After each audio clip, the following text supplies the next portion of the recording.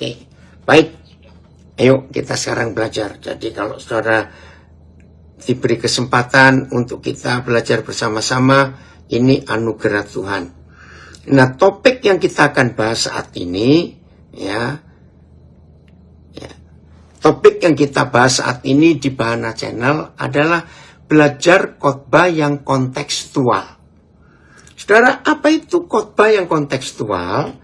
Yaitu khotbah yang tidak lari-lari ke sana kemari, tapi tetap kepada konteks pembahasannya. Nah, saya akan bagi dalam dua pembahasan. Yang pertama tentang khotbah itu sendiri, baru nanti yang kontekstualnya. Saudara, di dalam perjanjian baru, tidak ada kata berkhotbah atau jadi pengkhotbah. Itu tidak ada. Tapi yang tertulis itu menjadi saksi. Nah, ternyata beda antara berkhotbah dan menjadi saksi. Nah, saya coba cari, tapi saya belum ketemu apa itu bukunya atau penjelasannya. Sejak kapan gereja mengalihkan konsep menjadi saksi lalu berubah jadi pengkhotbah? Tapi dalam semua agama, dalam semua agama itu memang ada kewajiban, walaupun kata-katanya beda, yaitu berkhotbah. Para rohaniawan, rohaniawati di masing-masing agama itu diwajibkan untuk berkhotbah. Nah, itu sejak kapan gereja mengubah kata menjadi saksi jadi pengkhotbah? Saya belum ketemu sampai hari ini. Nah, kalau saudara melihat kesaksian yang pertama yang menggemparkan dunia, itu dialami oleh seorang perempuan dari desa Sikar di daerah Samaria. Ayo kita buka ayat pertama ini. Sebelum Tuhan Yesus sendiri yang mengatakannya. Di Kisah Rasul pasal 1 kita menemukan. Kamu pasal 1 ayat 8. Nanti kita baca. Tapi ini yang pertama. Yohanes 4 ayat 39. Yohanes 4 ayat 39. Jadi nanti saya minta maaf kepada semua saudara-saudara khususnya ada di Bahana Channel. Kalau saya tidak membahas tentang khotbah, maafkan saya. Karena itu tidak ada di Alkitab. Yang ada itu menjadi saksi. Ini bedanya. Oke, kita lihat sekarang. Yohanes 4 ayat 29. Saya tidak tahu kalau di layarnya Bahana Channel ada yang nayangkan Alkitab enggak? Kalau di komunitas saya ada. Oke, ada yang tanya itu, Pak Suparno Broto, topiknya apa? Begini. Ayat 39. Kok bukan 29? Siapa yang di Zoom ya? Dan banyak orang Samaria, enggak sedikit loh, banyak orang Samaria dari kota itu telah menjadi percaya kepada Tuhan Yesus. Saudara, ini penekanannya. Karena perkataan perempuan itu yang bersaksi, bukan yang berkhotbah. Ia mengatakan kepadaku segala sesuatu yang telah kuperbuat. Saudara, maaf. Apa bedanya bersaksi dan berkhotbah? Jelas sekali. Oh, ini terjemahan apa ini, Yani? Dari Sydney ada yang berikan. Akhirnya banyak orang Samaria dari kampung itu percaya kepada Yesus karena mereka mendengar kesaksian perempuan tadi yang berkata, Yesus memberitahukan kepada saya tentang semua hal yang pernah saya lakukan. Oh, TSI, makasih ya nih. Nah, saudara, maka itu maafkan saya, bagi yang berharap bahwa ikut Bahana Channel ini, kita akan belajar tentang khotbah yang kontekstual. Maafkan. Saya berusaha dalam hidup melakukan apa yang tertulis. Jadi dalam pelayanan saya selalu hati-hati dan selalu menjaga yang tidak tertulis di Alkitab. Saya tidak lakukan. Maka itu kalau saya balik kalimat ini, begitu banyak yang gereja perbuat dan gereja lakukan. Itu yang tidak tertulis di Alkitab. Lalu saya punya kalimat. Jangan nambahi hukum-hukum baru. Yang tertulis saja kita belum lakukan. Sombong sekali kita melakukan yang tidak tertulis. Maafkan, ini prinsip hidup saya. Jadi ayo kita lakukan yang tertulis. Jadi kata berkhotbah itu tidak ada di Alkitab. Yang ada menjadi saksi. Oke, jadi rekan-rekan, penginjil pertama di dunia itu adalah perempuan Samaria ini.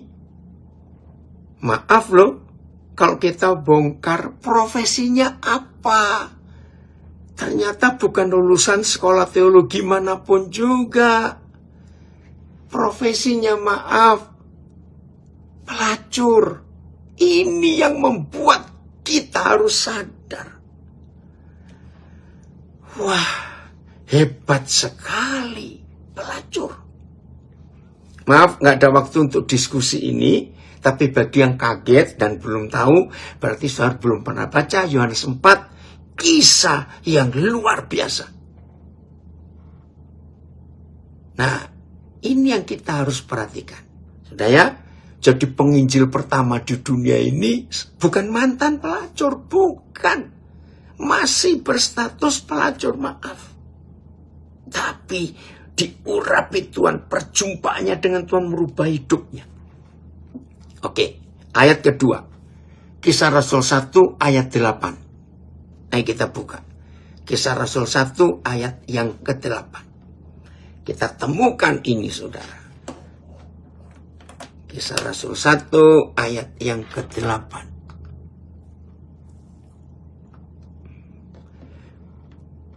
Nah, saya akan baca ya. Tetapi kamu akan menerima kuasa kalau Roh Kudus turun ke atas kamu, dan semua orang yang dipenuhi Roh Kudus, kamu akan menjadi saksiku. Maaf, bukan pengkhotbahku. Maaf. Kamu akan menjadi saksiku di Yerusalem dan di seluruh Yudea dan Samaria dan sampai ke ujung bumi. Menjadi saksiku. TSI-nya, akan tetapi kamu masing-masing akan menerima kuasa ketika Roh Kudus datang dan tinggal di dalammu. Dengan kuasanya itu, kamu akan menjadi saksi yang memberitakan tentang aku di Yerusalem, seluruh Yudea, Samaria, dan sampai ke semua daerah terpencil di dunia. Saudara, jadi menjadi saksi itu cuma satu syarat dan caranya. Menceritakan ulang yang dialami.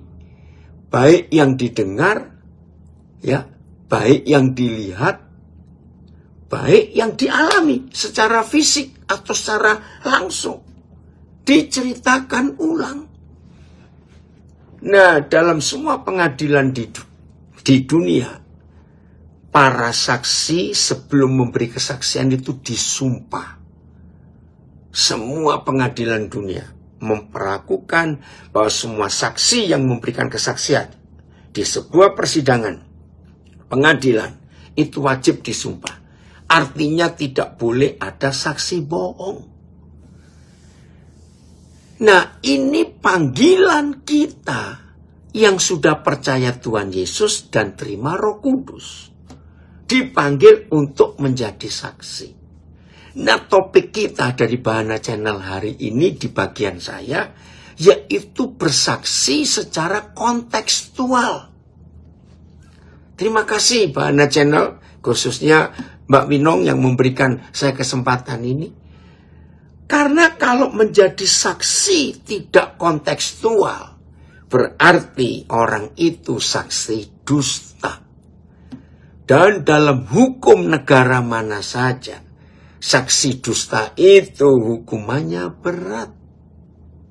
Terima kasih untuk topik menjadi saksi berkhotbah, ya saya ganti menjadi saksi yang kontekstual.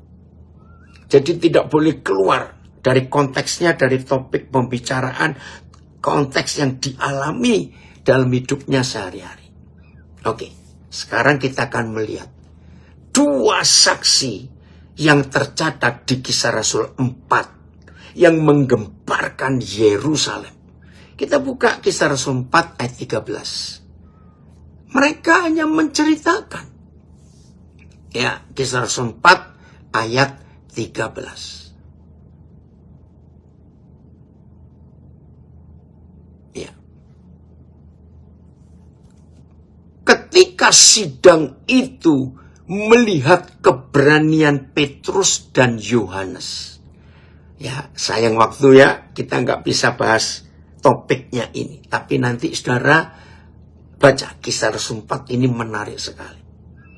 Gara-gara Petrus membuat mujizat untuk orang lumpuh di gerbang Elok, ya nanti itu. Ternyata orang-orang Yahudi, tokoh-tokoh agama nggak suka.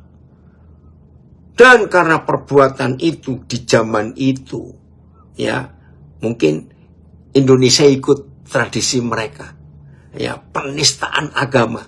Jadi buat apa itu para imam ahli Taurat, orang Farisi, ya mereka itu suka menghakimi orang. Dikit-dikit penistaan agama, dikit-dikit penistaan agama.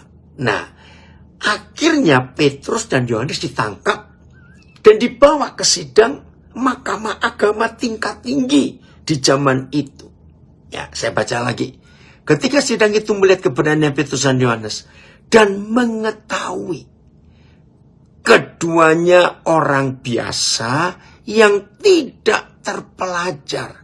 Nggak enak sekali kata-kata sidang mahkamah agama itu. Orang biasa tidak terpelajar. Dan heranlah mereka. Saudara, waktu itu di persidangan yang mengerikan itu, mereka tidak berkhotbah. Mereka hanya menjelaskan apa yang terjadi dengan orang lumpuh itu. Heranlah mereka. Kenapa heran? Wih, ini orang biasa tidak terpelajar, tapi kok hebat sekali cara ngomongnya. Dan mereka sidang itu mengenal keduanya sebagai pengikut Yesus. Wah, luar biasa ini. FYI, saya baca dari Lembang ini kirim FYI ya. Ketika mahkamah agama melihat keberanian Petrus dan Yohanes dan mengetahui bahwa keduanya hanyalah orang kebanyakan yang tidak berpendidikan tinggi, maka mereka heran melihat perubahan besar yang dialami oleh keduanya karena persekutuan mereka dengan Yesus. Wah, ini luar biasa TSI-nya. Para pemimpin itu heran melihat keberanian Petrus dan Yohanes saat berbicara. Padahal keduanya hanya orang biasa yang tidak mempunyai pendidikan khusus.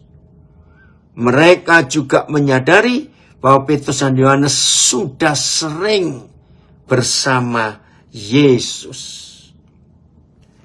Izinkan saya sebelum lanjut membongkar kalimat yang gak enak ini.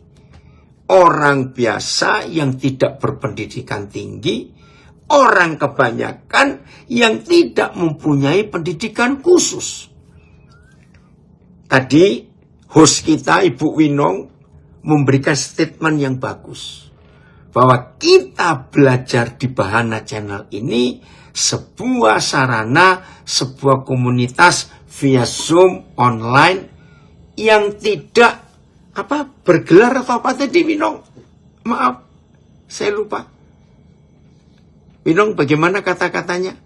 Yang tidak bergelar ya atau apa? Mana hostnya kok hilang?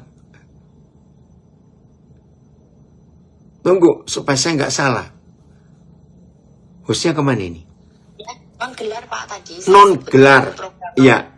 Program gimana Winong? Saya mau tekankan. Program non-gelar. Terima kasih. Iya. Ya.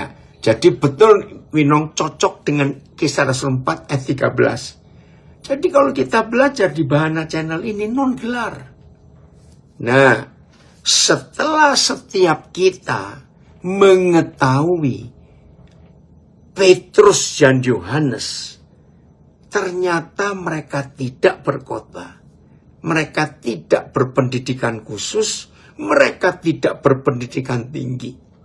Jadi rekan-rekan saya, adik-adik saya, anak-anak saya yang merasa terpanggil untuk menjadi saksi Tuhan Yesus, tapi saudara nggak punya kesempatan sekolah teologi dan sejenisnya, hari ini saudara mendapat kekuatan baru untuk tetap melangkah. Karena ini non-gelar. Terima kasih istilah bagus ini. Orang biasa yang tidak terpelajar. Orang biasa yang tidak berpendidikan tinggi. Tapi menggemparkan Yerusalem. Dan nama Tuhan Yesus dipermuliakan luar biasa. Ayo kita mengerti ini. Maaf, saya mau sebut salah seorang guru kami, ya, yang sudah dipanggil Tuhan. Namanya Reverend Edwin Stube. Ya, dia orang Amerika dari gereja Episkopal yang ke Indonesia tahun 63 dan membawa gerakan karismatik yang pertama di Indonesia. Ya. Masih ada murid-muridnya yang hidup sampai hari ini. Ya. Nah, saya salah satu muridnya. Suatu kali kami panggil dia Om Stup. Itu berkata gini, tapi maaf loh ya, maaf, jangan ada yang tersinggung. Saya cuma mengulangi apa yang saya pernah dengar. Ya. Kalau kita baca Kisah Rasul 2, khotbah Petrus, si penyangkal dan si pengecut itu, maaf saya pakai kata jelek. Memang Petrus itu penyangkal dan pengecut. Betul? Tapi ketika Roh Kudus turun atas hidupnya berubah drastis. Di hari yang sama, Petrus penuh dengan Roh Kudus. Di hari itu juga dia berubah. Maka Petrus bersaksi di depan orang banyak. Jumlahnya pasti lebih dari 3.000. Sebab yang 3.000 saja mengambil keputusan untuk percaya Tuhan Yesus dan mereka dibaptis hari itu. Jangan tanya di kolam mana, nggak penting itu. Jangan tanya cara baptis gimana, itu urusan nanti. Pokoknya orang percaya 3.000 orang. Nah, Om Stup ini pernah berkata begini, maaf ya saya cuma ngikuti. Lihat orang yang tidak bergelar ini, nelayan, penyangkal dan pengecut. Sekali khotbah, ya, 3.000 orang bertobat. Belum tentu yang punya gelar lulusan, jangan tersinggung ya, saya cuma meneruskan. 3.000 kali berkhotbah, satu orang bertobat. Belum tentu. Maaf, saya cuma meneruskan kata-kata itu. Karena sebagai pendidik, Om Stup ingin meyakinkan kita, anak-anaknya, murid-muridnya, bahwa kalau menyampaikan firman harus benar, supaya ada pertobatan. Oke, sekarang kita lanjut. Jadi rekan-rekan, saudara-saudara, anak-anak saya, jangan sibuk untuk jadi pengkhotbah, tapi sibuklah untuk menjadi saksi. Ya, bedakan itu. Menjadi saksi itu tidak perlu tambahan apa-apa. Karena menjadi saksi itu hanya satu syarat.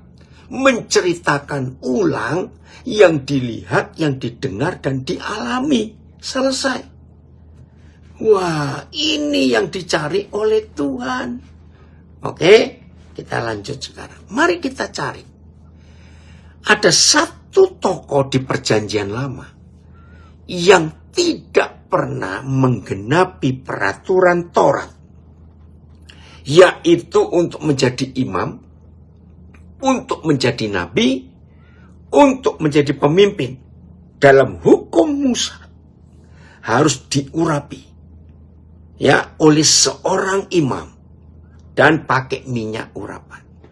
Tapi saudara kita yang satu ini tidak pernah ada yang melantik, kalau saya pakai istilah sekarang, dilantik untuk jadi hamba Tuhan. Saudara kita ini gak sempat.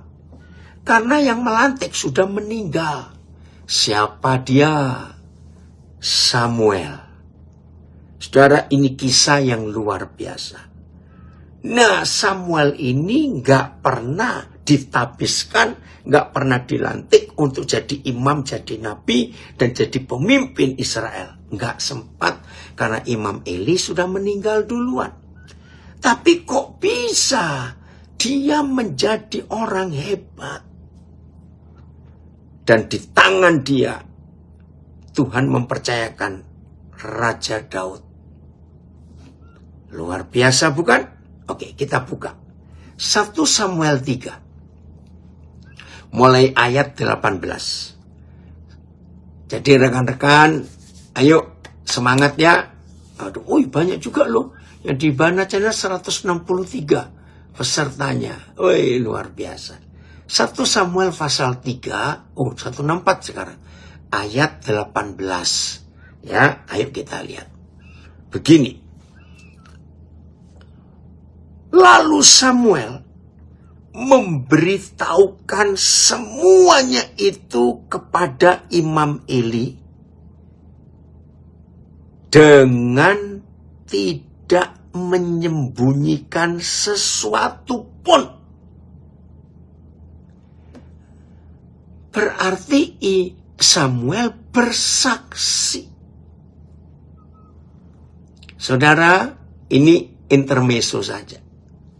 Jujur, ayo tolong jawab. Yang di Zoom saya, Sumbana dan Zoom Persat bisa nyebut. Yang di Instagram, Facebook saya bisa nulis juga. Berapa kali Yahweh Tuhan memanggil Samuel malam itu? Ayo, cepat. Nulis dulu. Ayo. Yang di Zoom, Instagram, Facebook, 3 kali. Dari Bone. 3 kali. Dari Madiun. 3 kali. Dari 3 kali semua di Zoom. Oke, banyak. Oke, 3 kali. Salah. Yahweh Tuhan memanggil Samuel 4 kali, saudara. Bukan 3 kali. Nah, ternyata sampai hari ini masih banyak yang salah juga.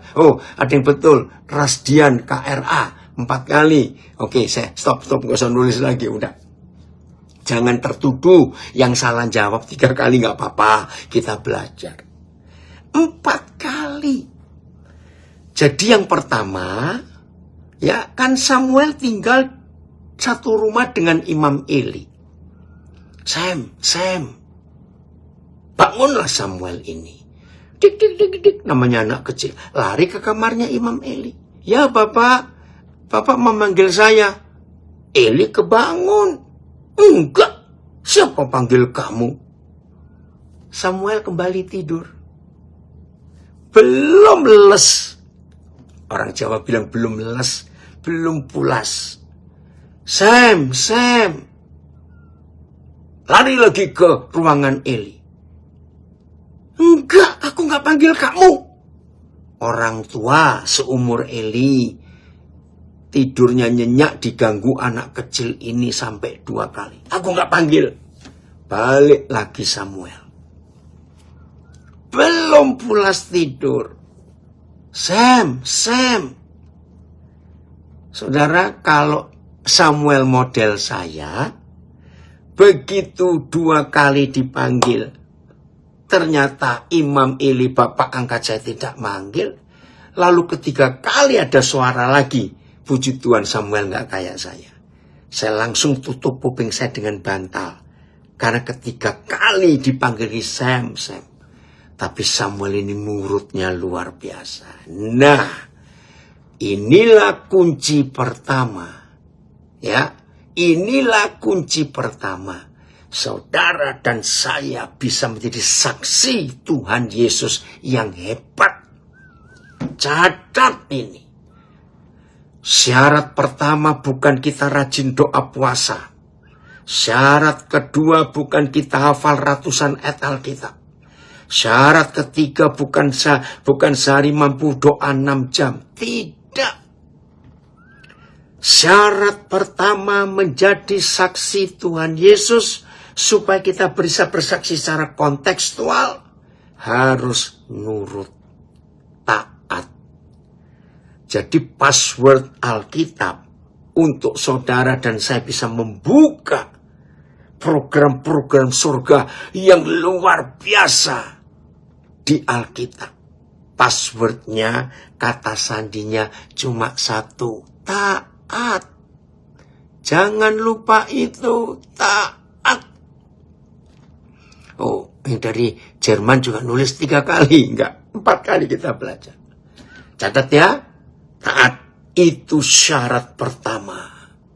Kunci kata sandi semua program surga adalah taat.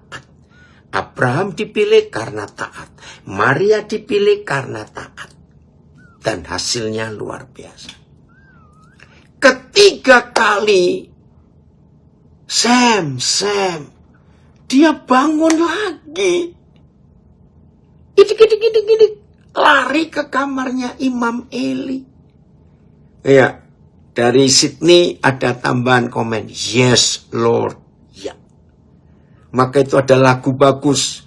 Sayang cuma dianggap itu lagu sekolah minggu. Buat saya bukan lagu sekolah minggu. Ku jawab ya. Ku jawab ya. Itu dia. Aduh, saudara. Ini kuncinya. Ya, ini Pak Suparno. Matur nuwun Pak, sugeng Gusti berkahi. Begitu ketiga kali Samuel masuk ke kamar Eli, Alkitab menulis bangunlah Eli. Lalu Eli mengajarkan, kalau maaf ini kena apa ini?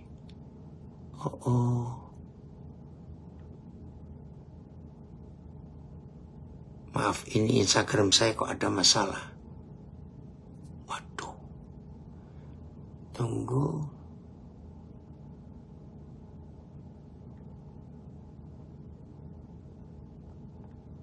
Aduh. Ya udah, maaf, ini Instagram saya ada masalah ini.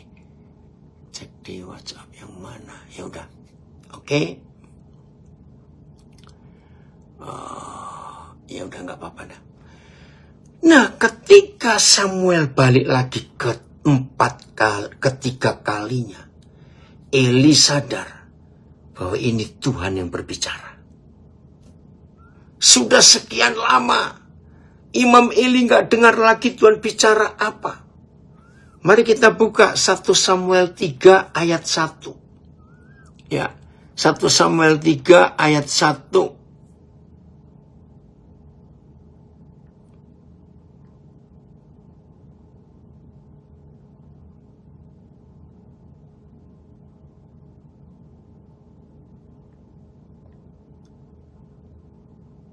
Udah, 1 Samuel 3 ayat 1. Samuel yang masih muda itu menjadi pelayan Yahweh di bawah pengawasan Eli. Nah, rekan-rekan pelayan, perhatikan situasi yang ada waktu itu dalam hidup Eli. Pada masa itu firman Tuhan jarang, penglihatan-penglihatan pun tidak sering. Hamba-hamba Tuhan, para pemimpin, hal ini sangat menyedihkan bagi Tuhan. Kalau seorang hamba Tuhan, seorang pemimpin, kita ini yang dipanggil oleh Tuhan, ternyata kita jarang dapat pewahyuan, dapat rema. Sudah firman Tuhan jarang, penglihatan pun tidak sering. Visi nggak ada lagi. Itu kata penglihatan. Saudara boleh cari di terjemahan apapun juga. Sedih. Dalam kondisi seperti ini, Papa di surga panik. Catat tuh kata panik, bukan cuma bingung. Apa paniknya? Ada berita penting yang surga harus sampaikan supaya Pak Imam Eli dan Israel tahu ini masa gawat, ini darurat.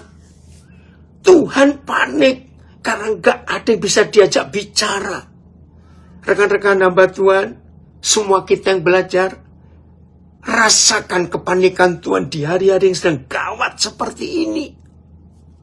Tuhan mau bicara. Ternyata satu-satunya pribadi yang sangat mungkin diajak Tuhan berbicara, itu cuma anak kecil yang namanya Samuel. Bayangkan. Gak ada orang lain. Saudara yang bertanya, kenapa sampai 4 kali Tuhan panggil Samuel? Jangan menuduh dablek anak itu. Tidak. Yang masih berkata Samuel dablek, saya akan tunjukkan ayatnya. Ayo kita buka ayat 7 1 Samuel 3. Ingat kita masih dalam konteks, ya, bersaksi secara kontekstual. Lihat 1 Samuel 3 ayat 7. Saudara, pertama kali saya dapat pewahyuan ayat ini, saya syok. Saya pukul kepala saya. Kok bisa? Dengar ya, ayat 7. Samuel belum mengenal Yahweh.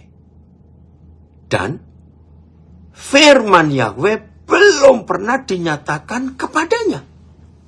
Ini kan aneh sekali. Coba Phil, terjemahan yang lain. Loh, ini yang buat saya kaget. Pantesan sampai 4 kali Papa harus panggil dia. Ini masih anak ingusan. Terjemahan lain. Ayat Samuel belum mengenal Yahweh. Maaf, kok hilang? Ya, Samuel belum mengenal. Ayat 7, ayat 7. Ayat 7 dulu, Phil. Mana ayat 7? Ya, ayat Samuel belum mengenal Yahweh, firman Yahweh belum pernah dinyatakan kepadanya. Pantas. Oh, TSI-nya ayat 6 ya. Oke, TSI sekarang. Makasih, Phil. Ayat 6, terjemahan TSI-nya, terjemahan sederhana Indonesia. Ya. Yahweh memanggil lagi Samuel. Samuel tidak tahu bahwa yang memanggilnya itu adalah Yahweh. Karena Yahweh belum pernah berbicara kepada dia sebelumnya. Maka bangunlah Samuel, dia pergi menghampiri Eli dan berkata, Bapak memanggilku, ini aku datang. Tapi Eli menjawab Samuel, Nak, aku tidak memanggilmu, kembalilah tidur. Saudara, ayo kita temukan fakta ini. Untuk apa Papa di surga menemui anak ingusan yang belum kenal Tuhan, belum tahu firman? Kiranya topik kita belajar khotbah yang kontekstual. alami hidup Samuel. Saudara, kalau saya membalik kalimat ini, ayat ini dengan hal yang mudah. Karena begini, sampai hari ini, tidak sedikit kita para pelayan, rekan sekerja Yesus, hamba-hamba Tuhan, itu gampang mendengar suara Tuhan. Ternyata masih banyak yang kesulitan. Nah, hari ini saudara tahu. Oh, ini ada yang pakai bahasa Jawa. Oke, saya baca bahasa Jawanya karena ini asalnya dari Jogja, Bahana Channel.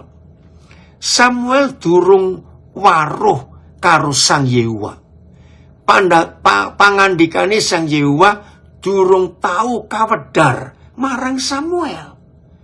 Lah bayangkan bagaimana anak yang masih ingusan ini, ya luar biasa. Samuel durung waruh karo Sang Yehuwa, pangandikane firmanya, pangandikane Sang Yehuwa durung tahu kawedar marang Samuel. Maka hari ini makasih ya nih dari Sydney kirim bahasa Jawa. Maka itu hari ini saya ingin bicara kepada saudara, meyakinkan yang masih kesulitan mendengar suara Tuhan. Hari ini saudara punya semangat. Menurut 1 Samuel 3, ternyata yang lebih rindu berbicara itu adalah Tuhan kepada kita. Jadi gak usah panik, kok aku susah dengar suara Tuhan, gak usah. Miliki ketaatan. Bayangkan kepada anak ingusan seperti ini, Tuhan mau bicara. Anak ini gak ngerti apa-apa. Saudara, ini kisah Samuel. Menjadi saksi. Gak usah jadi pengkhotbah. Kembali ayat 18 ya, ayat 18. 1 Samuel 3. Terima kasih Bapak. Jadi kalau ada rekan-rekan saya, anak-anak saya, saudara-saudara saya, yang masih takut, aku kok takut khotbah ya? Aku khotbah apa ya? Aku ini takut khotbah. Hari ini saudara mendapat dorongan semangat untuk tidak khotbah, tapi bersaksi. Ya, ayat-ayat sudah kita baca tadi. Dari Yohanes 4:39, ya, Kisah Rasul 4:13, lalu Kisah Rasul 1 ayat 8. Oh, banyak sudah ya sekarang ini. Lalu Samuel memberitahukan semuanya itu kepada Eli dengan tidak menyembunyikan sesuatu pun. Jadi begini saudara, setelah keempat kali Samuel datang ke kamar Eli, saudara, terus Samuel diberitahu, "Nak, bukan aku yang panggil kamu, tapi Tuhan yang panggil kamu, nak." Jadi begini, nanti kalau sekali lagi Tuhan panggil kamu, jawablah begini. Saudara, Samuel bingung. Karena apa? Yang disampaikan Tuhan kepada Samuel, anak kecil ingusan ini, itu tentang kehancuran Israel, tentang tabut yang dicuri. Lalu ada kata Ikabod, telah pergi kemuliaan itu. Yang mana seharusnya Samuel itu masih dengar cerita tentang Musa nyebrang Laut Merah, ya, tentang Nuh buat kapal, kan anak kecil. Tapi diajak bicara tentang politik negara, tentang urusan imam orang dewasa, yang mana Samuel gak tahu apa-apa. Maka itu pagi-pagi itu Samuel diancam oleh Imam Eli. Nah, sampaikan semua yang kamu dengar, tanpa kamu sembunyikan satu pun. Jadi Samuel bukan khotbah kepada Eli, tapi bersaksi apa yang dia dengar semalam itu. Maka itu kalimat ini bagus. Tidak menyembunyikan suatu pun. Kemudian Eli berkata, "Dia Yahweh, biarlah diperbuatnya apa yang dipandangnya baik." Wih, luar biasa ini saudara. Ayat 19. Akhirnya Eli meninggal. Ya, hidup menjadi saksi ya. Oke. Ayat 19. Samuel makin besar. Jadi jelas loh, anak ini masih kecil ingusan. Nggak ngerti apa-apa. Tapi dengan terpaksa yang maha besar berbicara kepada anak kecil ini. Percayalah sampai hari ini Papa di surga masih berbicara kepada kita. Puji Tuhan untuk itu. Masih. Samuel makin besar dan Yahweh menyertai dia. Nah, untuk menjadi pengkhotbah yang kontekstual, saya kembali pada tema, tapi saya pakai untuk menjadi pesaksi yang kontekstual. Syarat pertama adalah taat. Sekarang syarat kedua, ayat 19, 1 Samuel 3. Yahweh menyertai. Ini penting, saudara, ini penting. Terima kasih, maaf, bagi yang belum sempat punya gelar, puji Tuhan, Bahana Channel menyiapkan wadah untuk saudara diperlengkapi walaupun non gelar. Gak apa-apa. Petrus, Yohanes disebut orang biasa tidak terpelajar. Ingat itu. Ya, gak apa-apa. Ayo kita belajar di Samuel. Jadi syarat pertama taat. Syarat kedua, Papa menyertai. Wih, saudara, kalau kita bongkar saudara kita di perjanjian lama yang hebat-hebat itu, semua selalu ada embel-embel. Tuhan menyertai. Tuhan menyertai Yusuf. Tuhan menyertai Daud. Tuhan menyertai Musa. Menyertai. Oke? Syarat ketiga. Setelah taat, setelah penyertaan Yahweh Tuhan nyata. Yang ketiga. Dan tidak ada satupun dari firman-Nya itu yang dibiarkannya gugur. Wow. Haleluya. Berarti kesaksian kita yang diurapi oleh Roh Kudus dan karena ketaatan kita dan Tuhan menyertai. Woi saudara, maka firman yang keluar dari mulut kita dijaga, dijamin, dilindungi oleh Sang Firman sendiri. Sehingga kesaksian-kesaksian kita yang kita alami selama hidup bersama dengan Tuhan Yesus itu berkuasa. Tidak dibiarkan gugur. Masih ingat tadi berapa terjemahan dari Kisah Rasul 4 ayat 13? Walaupun mereka itu orang biasa yang tidak berpendidikan tinggi, namun mahkamah agama itu mengetahui dua orang ini selalu bersama-sama Tuhan Yesus. Ingat tadi ya, berapa terjemahan? Ini modalnya. Karena taat dan karena disertai, otomatis saudara dan saya selalu hidup bersama dengan Tuhan Yesus. Oke, saya beri contoh. Ya, untuk menjadi saksi itu seperti ini. Saya ambil contoh presiden kita, Bapak Joko Widodo. Merakyat bukan?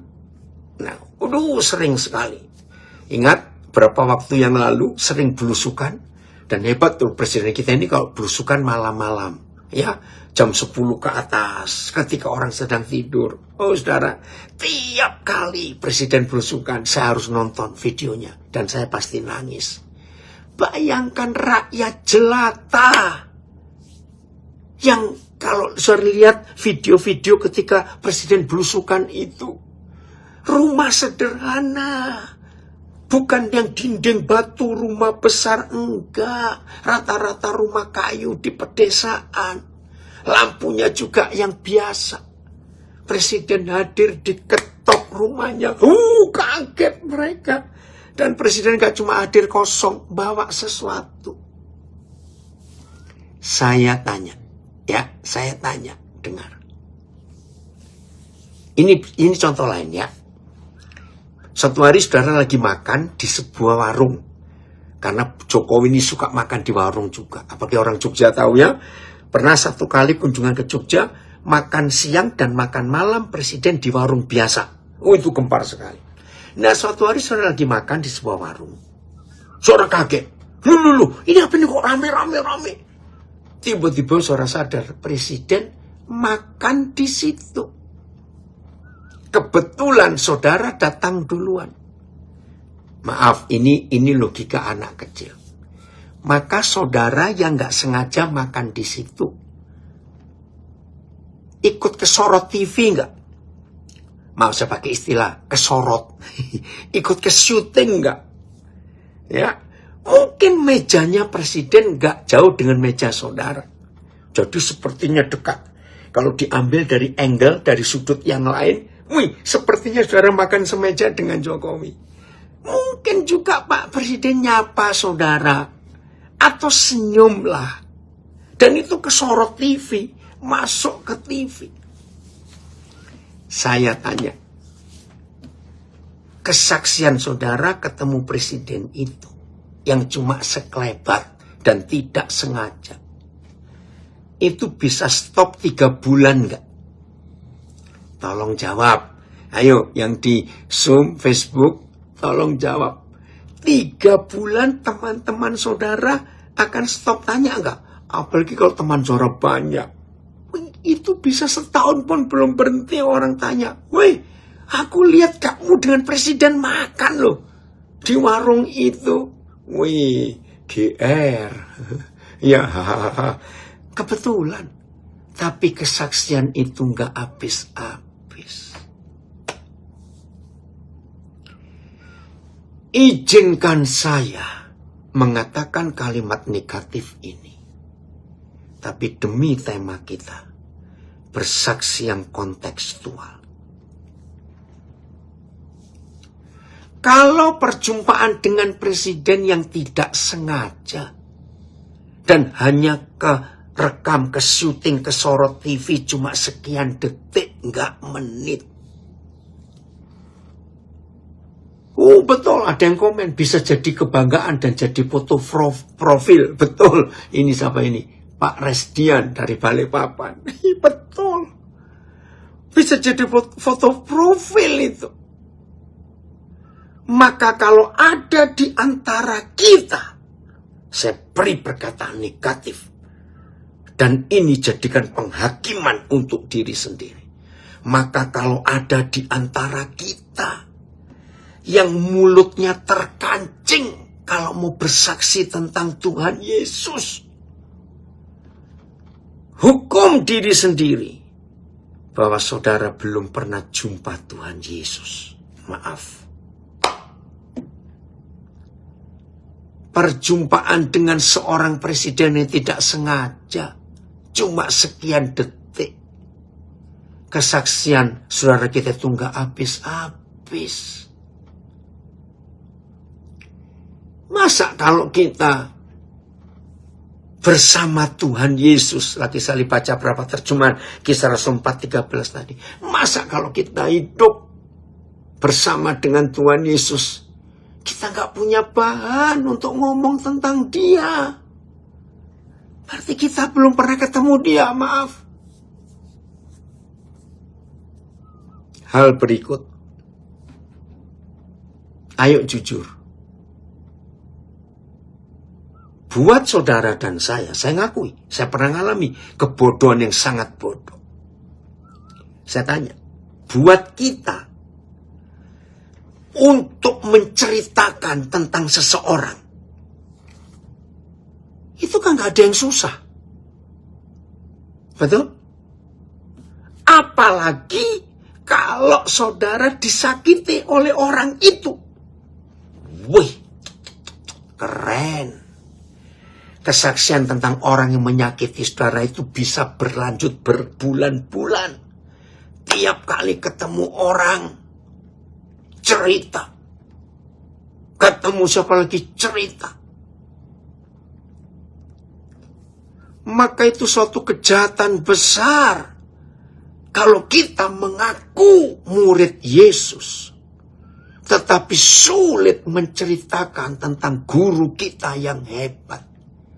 Tapi mulut ini jadi mulut ember kalau menceritakan jeleknya orang lain. Bertobat kita dalam nama Yesus. Ternyata rata-rata yang namanya manusia itu, kalau berkhotbah tentang jeleknya orang lain, sangat kontekstual. Yang tertampar itu orangnya begitu saja. Setuju saya ngomong ini? Ternyata kalau saudara disakiti orang, saudara bisa khotbah yang kontekstual tentang sakit hati itu. Wih, ngeri sekali. Pak Gondo kenal baik. Beberapa saudara dari Andi Offset kenal baik. Nama yang saya sebut, almarhum hamba Tuhan dari Ungaran, Bukit Doa Getsemani, Bapak Samuel Elkana. Suatu hari saudara biasa lagi makan dengan Pak Samuel. Tiba-tiba Pak Samuel bilang begini kepada kami yang ada di meja makan itu. Ingat ya, yang namanya manusia itu begini. Apa itu? Kalau dititipin uang, seringkali kurang. Tapi kalau dititipin omongan, kenapa mesti lebih? Halo, ada orang. Betul nggak saudara? Yang namanya orang itu begitu. Kalau dititipin uang, seringkali kurang. Kalau titipin omongan, pasti lebih. Betul. Nah ini kita bertobat. Maka seharusnya saudara dan saya sudah jadi saksi Yesus sejak hari pertama kita jumpa dia. Lihat perempuan Samaria tadi. Keren gak saudara? Baru jumpa Yesus. Saya pernah memperagakan kisah Yohanes 4 dengan beberapa anak-anak saya. Ya, saya peragakan, saya hidupkan. Ternyata perjumpaan perempuan itu dengan Tuhan Yesus itu nggak sampai 20 menit. Berjumpa sekian menit dengan presiden tanpa sengaja. Kesaksian saudara nggak habis-habis. Perempuan ini jumpa Tuhan Yesus dan merubah hidupnya. Jadi penginjil pertama di dunia. Jadi bahan khotbah yang kontekstual, maaf saya harus ngomong, bukan dari buku ini, buku itu, karangan ini, karangan itu. Tidak. Kalau saudara ingin menjadi pengkhotbah yang kontekstual, menjadi saksi yang kontekstual, tiap saat, bukan cuma tiap hari, hidup bersama Tuhan Yesus. Maka kita nggak akan kehabisan bahan. Karena tiap perjumpaan kita dengan Tuhan Yesus itu merubah. Dan punya banyak bahan untuk menjadi saksi. Kembali ke Samuel 3, bagian terakhir. Kita bongkar sekarang apa artinya dan Yahweh sang firman itu tidak membiarkan firman-Nya itu gugur dari mulut Samuel. Ini luar biasa. Saudara, inilah hal keempat dari taat, dari penyertaan Tuhan, dari hidup bersama Tuhan sekarang yang keempat. Untuk punya bahan khotbah kontekstual.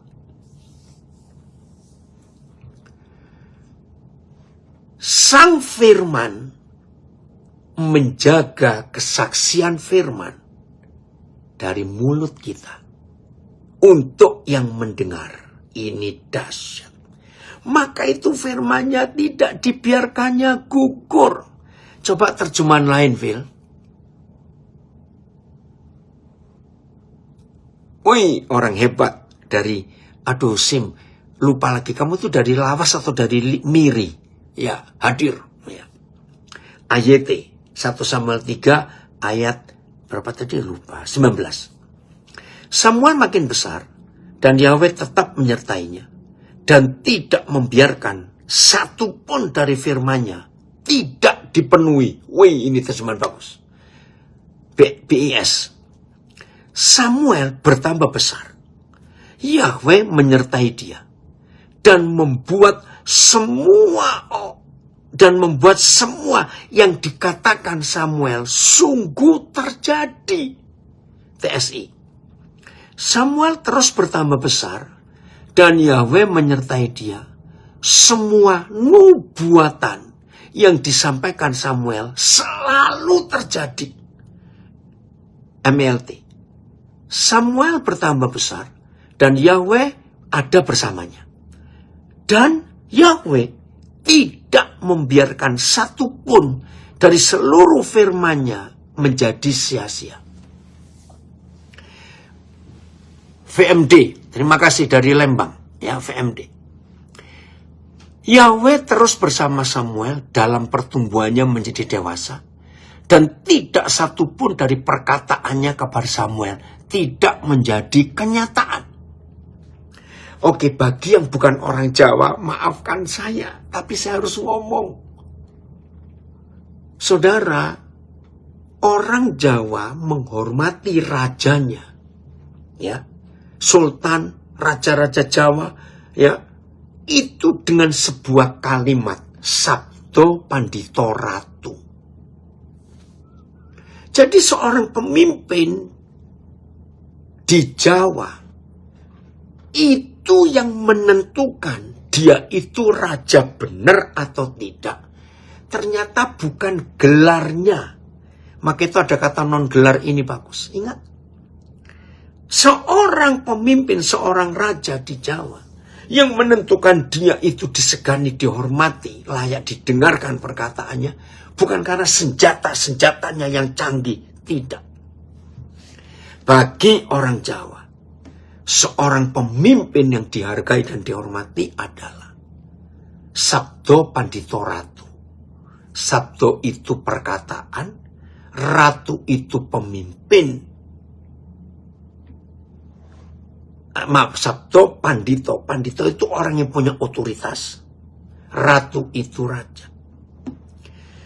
Ternyata bagi Samuel yang dilihat oleh orang Israel adalah perkataannya itu jadi semua. Maaf, saya pakai istilah Jawa lagi. Begitu hebatnya filosofi Jawa menghargai seorang pemimpin. Ada kalimat ini, itu geni. Maaf, saya mau terangkan dulu.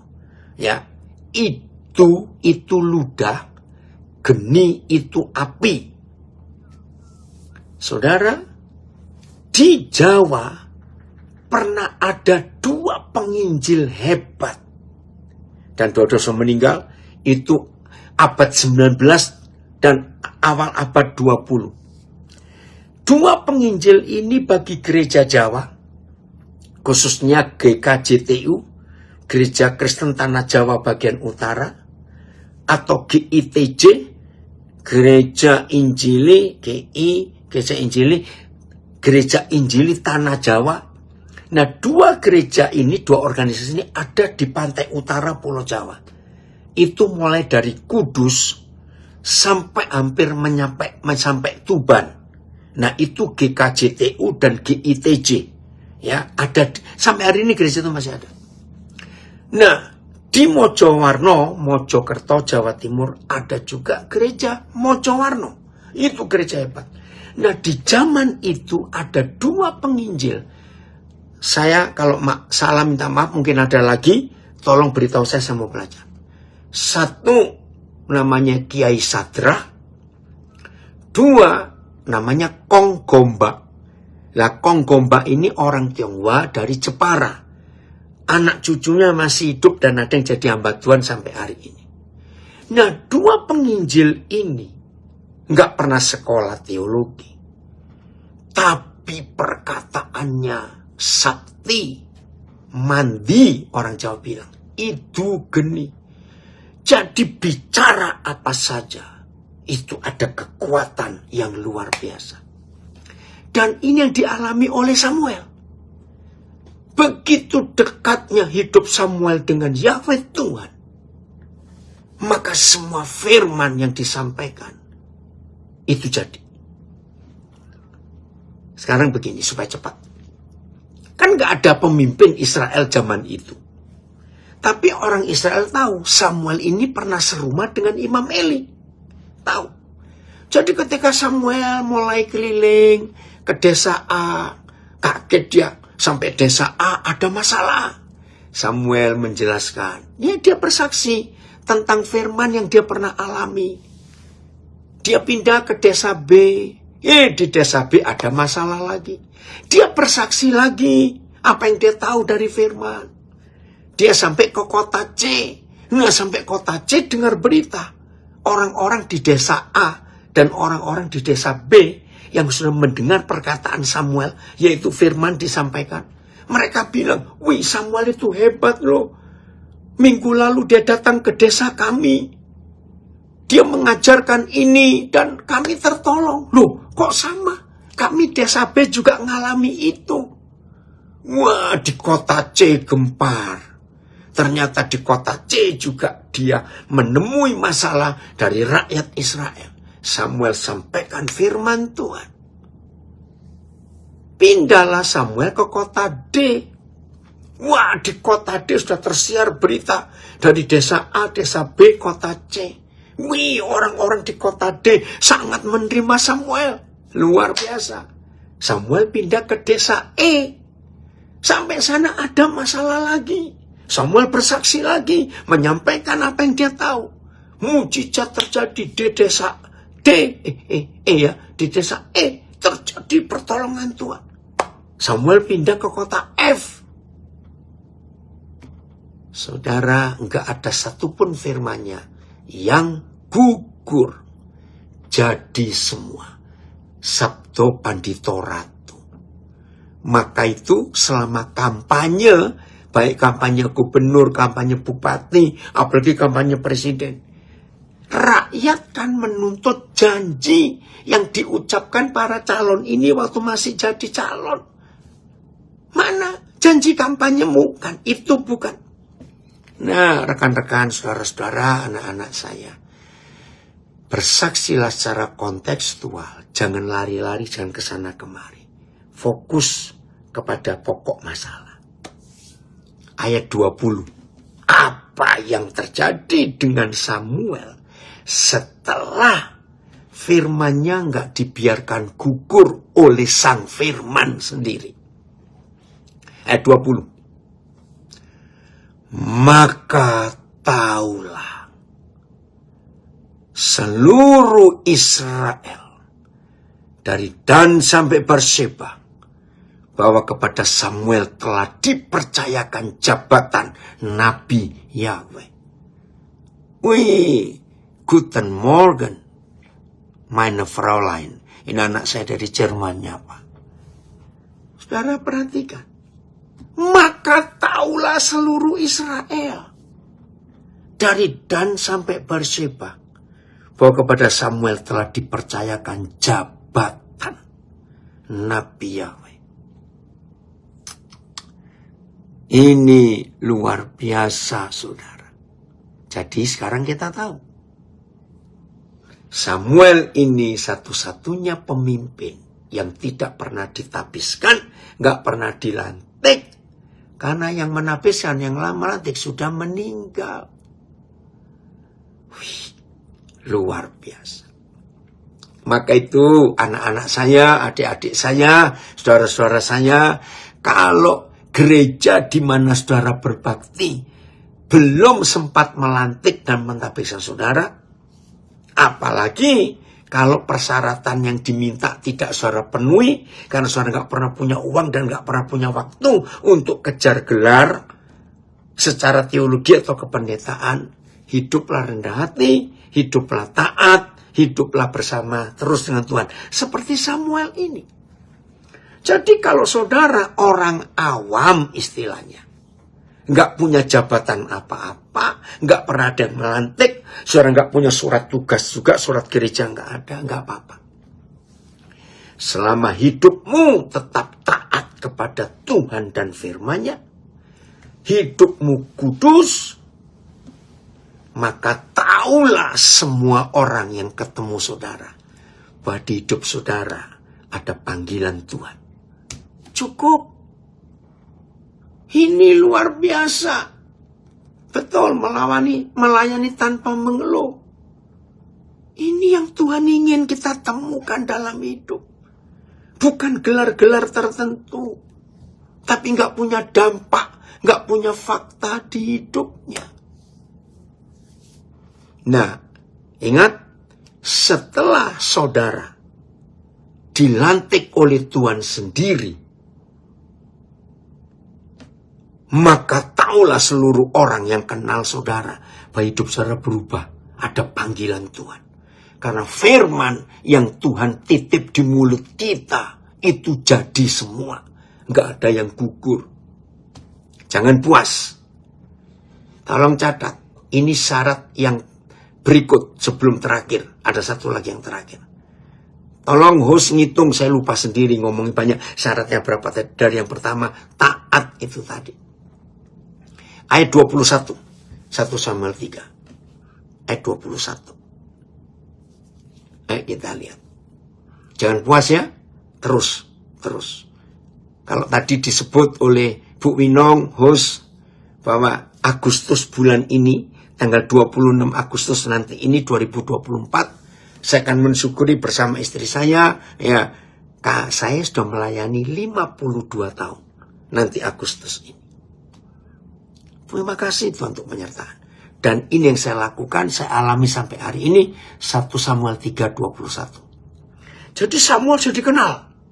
Dari Dan sampai Berseba. Kalau Indonesia dari Merauke sampai ke Sabang. Jadi bukan dari barat ke timur. Salah. Matahari dari timur terbitnya harus dari timur ke barat. Dirubah itu ya. Maka itu lagunya dari timur sampai ke barat. Harusnya begitu lagunya, maaf. Bukan karena saya tinggal di Papua. Tidak, karena ini fakta. Setelah seluruh Israel tahu dari utara sampai ke selatan bahwa kepada Samuel dipercayakan jabatan Nabi Tuhan tanpa pelantikan, tanpa seremoni, tanpa ibadah pentapisan, tanpa. Apa yang Tuhan kerjakan lewat Samuel? Dan Yahweh selanjutnya menampakkan diri di Silo. Sebab Tuhan menyatakan diri di Silo kepada Samuel dengan perantaraan firman-Nya. Oh, terima kasih Bu Lalan Francisca dari Cikarang. Ini syarat kelima. Syarat kelima ini adalah wajib. Saudara dan saya tidak boleh stop mengalami kehadiran Tuhan dengan perantaraan firman-Nya. Nggak boleh stop. Maaf, kalau ada hamba-hamba Tuhan pernah ngalami kesulitan, mau khotbah topik apa? Aduh, panik. Maaf, berarti saudara menggagalkan ayat 21 1 Samuel 3. Saudara garis bawahi kata dan Yahweh selanjutnya. Ini kata penting, selanjutnya ini. Artinya terus menerus. Bapa, Roh Kudus, firman hadir di hidup Samuel terus menerus. Karena firman itulah modal utama, bahan kesaksian kita. Kalau kita punya senjata, maka firman ini pelurunya untuk kita mengalahkan musuh. Ini penting, rekan-rekan, maaf. Tidak sedikit kesalahan kita, orang karismatik. Saya orang karismatik. Lebih banyak ngeroh. Dikit-dikit kata Roh Kudus. Ya, karunia roh. Salah. Karunia roh tanpa firman. Nanti orang itu jadi dukun Kristen. Catat itu. dikit-dikit ngeroh, bertobat. Tapi firman saja tanpa Roh Kudus, nanti orang itu jadi ahli Taurat yang suka menghakimi orang lain. Maka itu firman dan roh harus berjalan bersama. Maka itu Paulus menulis, huruf ini mematikan, tapi roh itu menghidupkan. Jadi Alkitab yang kita punya sebagai buku, kalau diurapi oleh Roh Kudus, hidup dia. Dan itulah modal kontekstual kita. Terima kasih Bapak. Maka itu tanyakan di hidup kita. Ayo kita selalu tanya, hari ini Tuhan hadir nggak di hidupku? Maka itu kalau saudara ke gereja dengar orang cerita, wih hari ini hadirat Tuhan luar biasa loh di gerejaku. Wih merinding semua kita. Aduh kalau cuma merinding nggak perlu di gereja. Jalanlah di kuburan malam-malam kan merinding juga. Maaf saya berkata. Salah. Kalau saudara berkata Tuhan hadir, ingat, dia selalu berfirman. Dia tidak hanya hadir tanpa firman, tidak mungkin. Jelas ya? Jadi Samuel luar biasa. Syarat terakhir. 1 Timotius 2. Kita baca mulai ayat yang ke-20. Dengan cepat ya. 1 Timotius 2. Mulai ayat 20. Kita akan menemukan. Kalau saudara dan saya ingin dipakai Tuhan. Ya. Apa syaratnya? Ternyata ini. 1 Samuel 2 ayat 20 sampai 22. Ini syarat yang terakhir ya. Mana Phil? Ayat 20. Oh, 2 Timotius 2. Aduh, maaf, saya salah. 2 Timotius 2 ayat 20, maaf.